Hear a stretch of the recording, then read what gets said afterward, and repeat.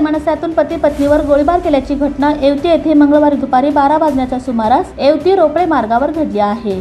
शिवाजी कुंडलिक जाधव वय 65 व सुरेखा शिवाजी जाधव राहणार येवती वय 60 अशी गोळीबारात जखमी झालेल्या पती पत्नीची नावे आहेत। पंढरपूर येथे देवदर्शन करून मंगळवारी दुपारी 12 वाजता शिवाजी जाधव व त्यांच्या पत्नी सुरेखा जाधव हे येत असताना येवती येथील हद्दीमध्ये मागील भांडणाचा राग मनामध्ये धरून दशरथ केरू गायकवाड वय 25 याने पिस्तुलातून शिवाजी जाधव व सुरेखा जाधव यांच्यावर गोळ्या झाडून ठार मारण्याचा प्रयत्न केला। दरम्यान रस्त्यावरून जाणारे उद्योजक सागर चौरे, मराठा सेवक तानाजी सावंत, चेतन गवळी यांनी तात्काळ जखमींना पंढरपूर येथील खासगी रुग्णालयामध्ये उपचारासाठी स्वतःच्या गाडीमधून पाठवून दिले। गोळीबार करून दशरथ गायकवाड हा संशयित फरार असून त्याच्या शोधासाठी एक अधिकारी व 10 कर्मचाऱ्यांचे पथक रवाना करण्यात आले आहे।